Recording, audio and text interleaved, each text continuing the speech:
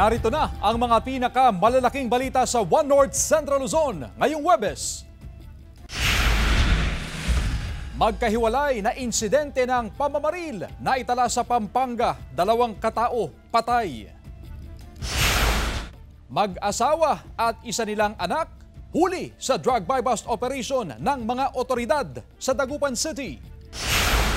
Presyo ng bigas sa ilang pamilihan bumaba. Magkano kaya? At mga bentahan ng mga bulaklak, 24 oras ng bukas ngayong bisperas ng Valentine's Day.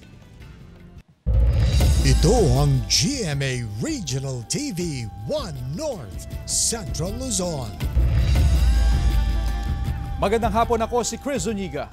Mga kapuso, umpisa natin ang balitaan hinggil sa kalakalan ng bigas. Presyo ng bigas sa Dagupan City bumaba ng 5 piso kada kilo. Presyo ng imported rice patuloy din sa pagbaba. Sundan sa ulat ni Jasmine Gabriel Galban. Simula nung unang linggo ng Pebrero, tuloy-tuloy ang pagbaba ng presyo ng commercial rice sa Dagupan City. 250 pesos sa kada 50 kilos na bigas o katumbas ng 5 piso kada kilo ang ibinaba sa presyo ngayong linggo. Sunod-sunod din ang pagdating ng mga delivery ng bigas. Karamihan ay nagmumula sa Pangasinan. Maging ang presyo ng imported rice ay tuloy-tuloy rin sa pagbaba. Bumaba rin po kasi yung supply, anihan, at saka yung palay bumaba rin. May mabibili ng 35 pesos kada kilo ng bigas sa mga pamilihan sa Dagupan City. Pwede pa itong mabawasan ng hanggang piso kung hihingi ng deskwento ang mamimili. Malaking bagay, ma'am, yung binaba ng bigas. Kailangan na saka sa hirap ng buhay nga, ang taas ng mga bilihin. Kaya. Sa ngayon, nasa 35 pesos hanggang 45 pesos ang per kilo ng bigas sa mga pamilihan sa lungsod. Nasa 40 pesos naman hanggang 45 pesos ang presyo ng imported rice. Samantala, kasabay ng pagsisimula ng anihan ng palay ng mga magsasaka, malawakang pagbili ng palay ang gagawin daw ng National Food Authority sa Pangasinan. Sana magpatuloy pa rin po ang ating mga mahal na magsasaka na mag-deliver po ng kanilang ani sa National Food Authority po para makatulong po tayo sa buffer stocks ng ating bansa.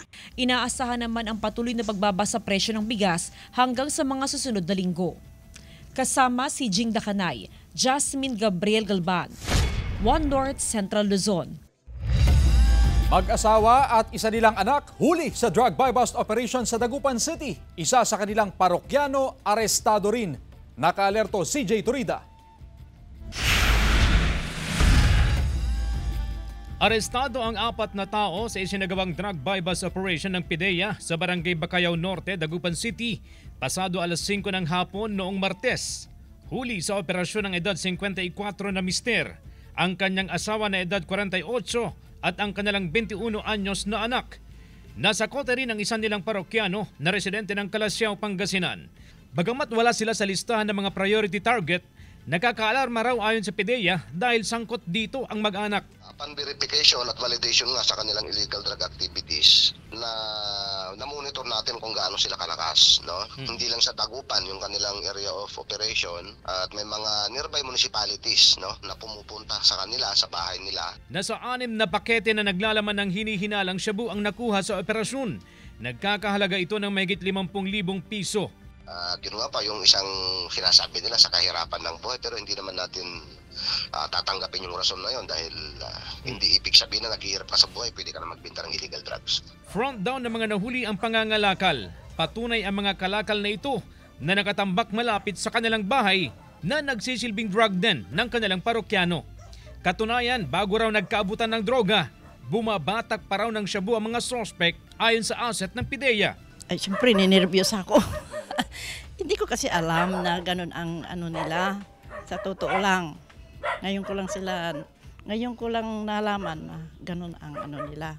Dahil sa insidente, hinigpitan pa ng mga opisyal ng barangay ang pag-iikot upang masawata ang anumang illegal na aktibidad sa lugar. Ang sinabi ko sa mga tanod ko, sir, magmanman silang mabuti, nag-duty ng alas 8 hanggang alas 4 para malaman nila kung saan pa yung iba. Kasama si Daryl Peralta, CJ Turida, One North Central Luzon. Magkahiwalay na insidente ng pamamaril na itala sa Pampanga. 2 katao patay. Nakatutok Glam Caligdan Dizon. Patay na nang matagpuan ng mga pulis ang isang lalaki sa Barangay San Pedro, Florida Blanca, Pampanga. Nakilala ang biktimang si Mario Garcia, 66 na taong gulang, isang magsasaka. Sa inisyal na investigasyon, 2 armadong lalaki ang dumating sa bahay ng biktima at pinaputukan ito ng baril habang naglilinis ng isda sa loob ng kubo. Agad na humarurot paalis sakay ng motorsiklo ang 2 sospek. According po dun sa mga kamag-anak niya, wala naman po siyang kagalit. But however, meron lang po siyang mga nakakasagutan kasi po pag nagbibilad siya ng palay, walang makadaan sa kalsada. And merong ilang mga dumadaan doon na parang pinapagalitan niya. Sa Mabalacat City, patay ang isang lalaki matapos pagbabarili ng riding in tandem suspect. Batay sa investigasyon ng pulisya, minamaneho ng biktima ang kotse at lulan nito ang kanyang anak nang mangyari ang pamamaril. Sinundo raw ng biktima ang anak nito sa paaralan at pagdating sa Dao Access Road, lumapit ang mga suspect na sakay ng motorsiklo at pinagbabaril ang biktima.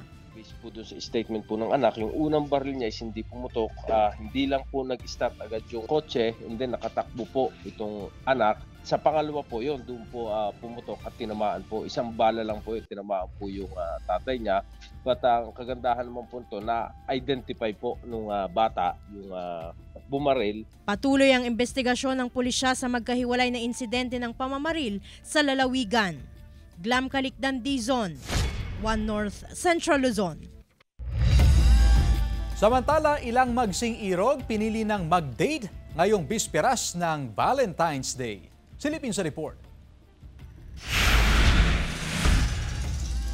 Bisperas pa lang ng araw ng mga puso pero namasyal na at nagkaroon ng quality moments ang magkasintahan na sina M at Nelda sa Plaza ng Mangaldan, Pangasinan. Perfect daw ang lugar na dating place dahil bukod sa maraming puno, refreshing din daw ang hangin. Kaya swak itong pasyalan ng mga magsing-irog sa Valentine's Day. Bakante ang oras ni M at Nelda kaya sinulit ang kanilang time together. Pareho silang estudyante sa isang kolehiyo sa bayan. 3 months pa lang daw ang kanilang relasyon pero umaasa silang tatatagpa ang kanilang pagmamahalan. Thank you sa effort mo tapos supportive ka sa akin kahit yung oras natin is hindi nagkakatugma minsan sa schedule. Tapos nag-aaway pinsan, pero okay pa rin. Enjoy lang. Tapos mag-aral ka mabuti. Alagaan mo na yung sarili mo and bago sa relationship natin, unahin mo na yung family mo, friends, and then syempre yung pangarap mo. Kampante raw ang mga nagpupunta sa plaza kaya walang problema sa kanilang seguridad. Umiikot din sa loob ng plaza kasama din po ang mga naka-dispatch din ng mga PNP po natin sa loob ng plaza at minomonitor po ang peace and order situation. Bukod sa plaza, perfect din na pasyalan ang Angalacan River Park sa bayan. Relaxing ang view kaya pinupuntahan ng mga nature lover, lalo na sa bahaging ito kung saan tanaw ang Embarcadero Bridge. Pero paalala sa mga bisita, maging alerto at mapagmatsyag para makaiwas sa anumang insidente. Kasama si Daryl Peralta, CJ Torida, 1 North Central Luzon.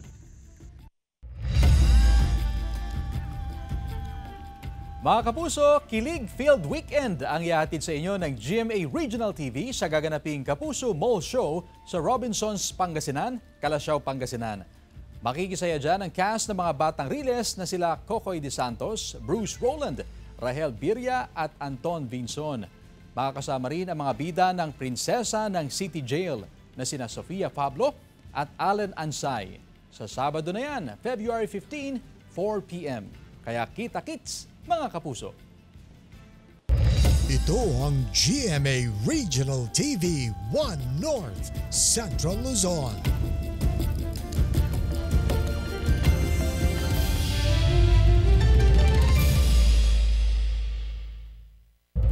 Ito ang GMA Regional TV 1 North Central Luzon. Mga bentahan ng mga bulaklak sa Dagupan City, 24 oras ng bukas ngayong bisperas ng Valentine's Day. May live report si Jasmine Gabriel Galban. Jasmine? Chris, bukas pa ang Valentine's Day pero ngayon pa lang ay dagsana yung mga bumibili ng bulaklak sa iba't ibang flower shop dito sa Dagupan City. Nagsisimula ng dumagsang mga mamimili sa mga flower shop sa Dagupan City ngayong bispiras ng Valentine's Day. 24 oras na ring bukas sa mga bentahan ng bulaklak. Nagdagdag na rin ang mga florist sa mga flower shop para matugunan ang maraming volume ng orders. Hindi na kami magsasara, ma'am. Dahil dadagsan yung mga tao. Tsaka maraming order, ma'am, na ginagawa kaya 24 hours na kami ngayon, ma'am. Ito, ini-start na namin gawin yung mga pang-order para ngayong araw. 10 piso hanggang 15 piso kada bundle ang itinaas sa presyo ngayong araw. Pero giit ng mga negosyante na posibleng wala nang maging pagbabago sa presyo ng bulaklak bukas sa mismong araw ng mga puso. Mataas man ang presyo ng bulaklak, hindi raw pwedeng hindi bumili si Tony para sa kanyang misis. Siyempre si misis ko lang bibigyan ko, wala nang iba. Siya special. Siyempre, special ma'am. Nasa 80 pesos hanggang 100 pesos per piece ang long-stemmed rose at sunflower. Nasa 150 pesos hanggang 200 pesos ang per bundle ng rhodos at aster. Habang nasa 80 pesos naman ang per bundle ng astromeria. Naglalaro naman sa 500 pesos hanggang 2,000 pesos ang bouquet of fresh flowers. Habang nasa 250 pesos hanggang 1,000 pesos ang presyo ng bouquet of synthetic or artificial flowers. Chris, bukod sa mga fresh flower at maging doon sa mga artificial o yung synthetic na bulaklak, ay napakarami pang choices na pwedeng pagpili ang iregalo sa mga minamahal sa buhay ngayong Valentine's Day. Kabilang dyan syempre, yung staff toy bouquet na nasa 800 hanggang 1,000 pesos. Ang Valentine's foil balloon na nasa 25 hanggang 50 pesos. Ang chocolate bouquet na nasa 750 hanggang 2,000 pesos. Ganun din ang bouquet balloons na nasa 300 hanggang 500 pesos. So napakaraming pwedeng pagpilian ng ating mga kababayan para maibigay sa kanilang mga minamahal sa buhay. Pero ang madalas nga nating sabihin, Chris, sa ating mga kapuso na hindi nakadepende sa presyo o sa value ng kanilang ireregalo, yung happiness na mararamdaman ng mga taong makaka-receive ng regalo. Ang sabi nga natin, talagang ito yung dahil sa effort o yung action na ginawa ng mahal mo. Ay napakalaking bagay na yun, Chris, na mararamdaman ng taong makakatanggap ng regalo. At kung wala mang pambili ng regalo, kung hindi afford na makabili ng bulaklak o kaya kung anumang pwedeng iregalo sa mga minamahal sa buhay, di ba yung simpleng love letter o yung simpleng I love you para sa mga minamahal sa buhay ay napakalaking bagay na yon para maiparamdam doon sa mga taong minamahal kung gaano siya ka-espesyal. Hindi lang sa araw ng mga puso kundi yung araw-araw na maramdaman mo yung love ng taong nagmamahal sa iyo. Chris? Maraming salamat, Jasmine Gabriel Galban. Samantala, natagpuan sa palayan ang bangkay ng isang lalaki sa barangay Maananteng, Solsona, Ilocos Norte kahapon. Nakilala ang 46 anyos na biktima na si Gilbert Galang. Sa investigasyon, nakilamay ang biktima sa namatay na kamag-anak at doon nakipag-inuman. Pero habang pauwi, inatake raw ng sakit na epilepsy ang biktima hanggang sa mahulog sa palayan. Nakita naman ito ng isang residente at itinawag sa PNP. Base sa post-mortem examination ng RHU, walang nakikitang foul play sa pagkamatay ng biktima. Natural death umano ang ikinamatay nito dahil sa sakit na epilepsy. Lusot na sa community level ng Sangguniang Panlalawigan ang 2025 annual budget ng lokal na pamahalaan ng Mangaldan, Pangasinan. Nasa mahigit sa 501.3 million pesos. Ang budget ng bayan ngayong taon, mas mataas ng mahigit sa 60 million pesos kumpara noong nakaraang taon. Prioridad pa rin daw sa mga programa ng lokal na pamahalaan ang health services, social services at economic enterprise. Ayon sa budget officer, marami pa raw kailangan na i-develop para madagdagan ang kanilang local sources at hindi lang aasa sa national government. Bulk of the increase coming from our national tax allotment, which contributed 60 million increase. Ilang bahagi ng Isabela at Aurora binaha. Silipin sa report. Inula Nawalan ng husto ang ilang panig ng Aurora at Isabela dahil sa shear line. Kabilang sa mga apektado ang bayan ng Kasiguran sa Aurora. Umapaw ang ilog, umabot na sa kalsada at pinasok pa ang ilang bahay. Aabot hanggang binti ang baha sa ilang lugar. Dahil din sa baha kaya na-stranded ng mahigit 8 oras sa Dilasag, Aurora ang nasa 30 atleta at guro mula sa Dinapigue, Isabela. Patungo sana sila sa idaraos na palaro sa Cordon, Isabela. Kanya-kanya silang hakot ng mga gamit at tumawid sa ginagawang tulay. At doon hinintay ang panibagong bus na susundo sa kanila. Inilikas naman ng mga residente ng Ilagan City, Isabela ang kanilang mga alagang hayop mula sa baha. Ang mga motorista nahirapang tumawid sa tulay dahil din sa umapaw na ilog. Landslide naman ang perwisyong dulot ng malakas na ulan sa bayan ng Maria Aurora sa Aurora. Humambalang ang gumuhong lupa sa bahagi ng Sugit Road. Nagsagawa na ng clearing operation sa lugar. Glam Calicdam, Dizon, 1 North Central Luzon.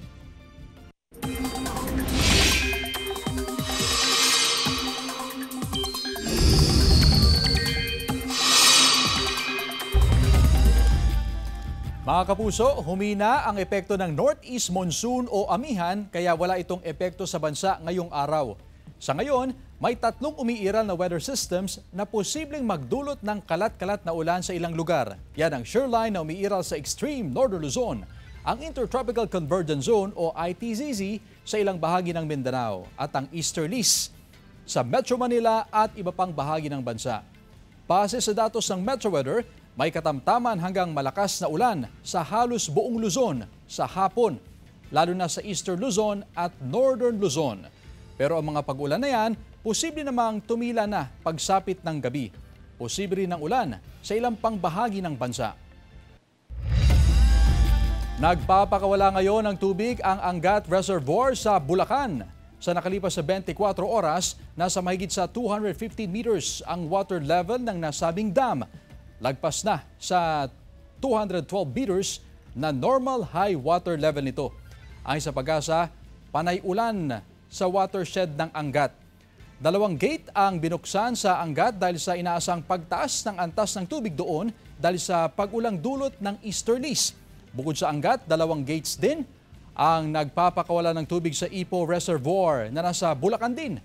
Mataas din ang water level sa Lamesa, Binga at Magat Reservoirs. Mababa naman ang tubig sa Ambuklao, San Roque, Pantabangan at Caliraya Reservoirs sa nakalipas na 24 oras. Ito ang GMA Regional TV 1 North Central Luzon.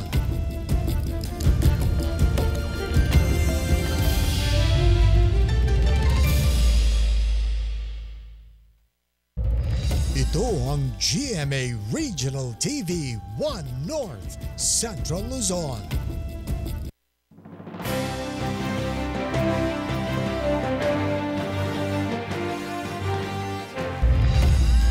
Ilang bayan sa Region 1 na nasa yellow category hiniling ng LGUs na ibaba sa green category ayon sa COMELEC. Sundan sa report. Ilang araw matapos magsimula ang campaign period para sa national candidates na nanatiling nasa areas of concern sa ilalim ng yellow category ang 19 na lugar sa Region 1, 8 lugar sa Pangasinan, 7 sa Ilocos Norte, 3 sa La Union at 1 bayan sa Ilocos Sur. Ibig sabihin ng yellow category kung ang lugar ay may kasaysayan ng election-related incident sa nakalipas sa 2 eleksyon at posibilidad ng presensya ng private armed group. Pero ayon sa Commission on Elections, 6 na lugar sa Ilocos Norte ang humiling na ibaba sa green category ang kanilang alert category. Ang comment nila doon is parang wala naman daw intense political rivalry. Giit ng COMELEC Region 1, hindi basta-basta ang pag-downgrade sa alert category ng isang lugar, pero posible naman daw ito, lalo na kung makitang walang intense political rivalry o walang anumang nakikitang banta o kaguluhan sa isang lugar. Makikipag-ugnayan ng COMELEC sa AFP at PNP para magsagawa ng assessment. Tinitignan din natin kung tama nga yung pagkaka-assess nila doon sa mga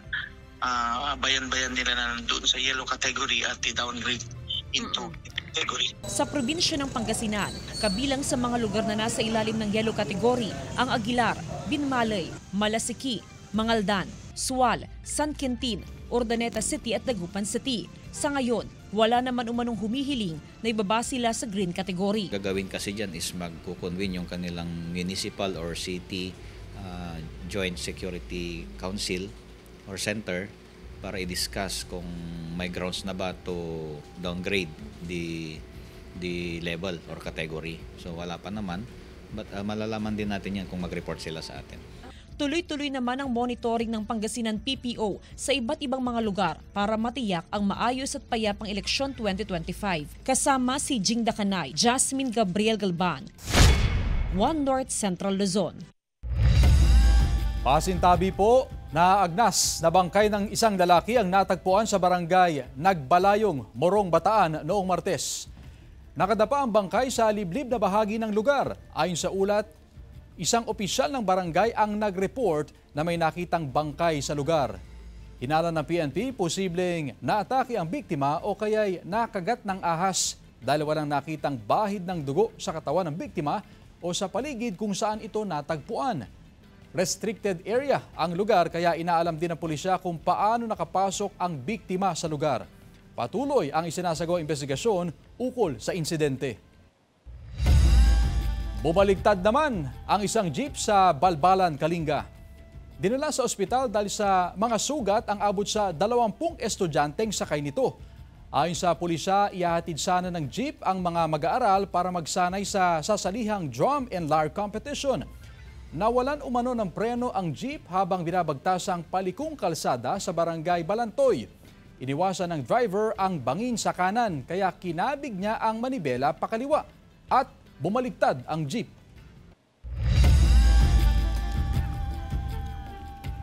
Dating madilim na Malabago-Bari Service Road sa Mangaldan, Pangasinan, napailawan na. Mahigit sa 30 street lights itinayo.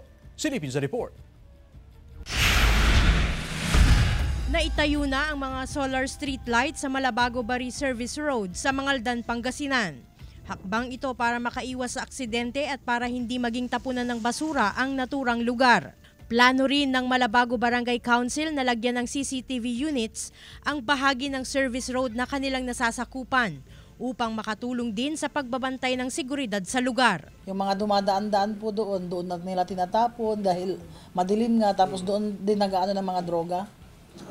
Marami ding nahuli doon na nagbibigayan. Ngayon medyo malinis na dahil pinalinisan namin. Umabot na sa 89 solar street lights ang itinayo sa lugar. Hindi na raw nakakatakot dumaan dito sa gabi at hindi na rin mabaho dahil sa basura. Nakatulong din daw sa seguridad sa lugar ang pagkakaroon ng street light. Para hindi na susulpot ang mga nagbinta-binta ng mga droga. Ayon sa ilang residente, kapansin-pansin na halos wala nang nangangahas na magtapon ng mga basura dahil maliwanag na sa lugar. Dati marami dito nagtatapon sila kaya nung binigyan na ng street light, ngayon wala na, malinis na. Kasama si Ron Tanyedo, Glam Calicdan Dizon, One North Central Luzon.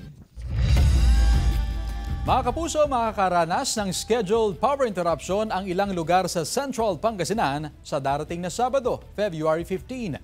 Mula alas 6 ng umaga hanggang alas 12 ng tanghali. Apektado rito ang lungsod ng San Carlos, mga bayan ng Malasiki, Bautista, Basista, Alcala, Bayambang, ilang bahagi ng Urbistondo at mga Tarem. Ito upang bigyang daan ang pagsasaayos sa ilang linya ng kuryente ng Senpelco.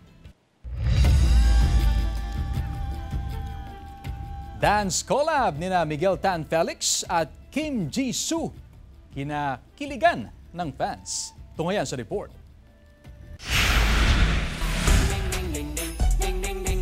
Dance heartthrobs ang datingan ni Sparkle Stars Miguel Tan Felix at Kim Jisoo sa pagsayaw nila ng Gwen Chana Dance Challenge. Napa-omo ang netizens sa kilig dahil sa collab na yan. Hirit nila, what if mag-guest si Kim Jisoo sa mga batang reels? Mayroon ng more than 1 million views yan sa TikTok.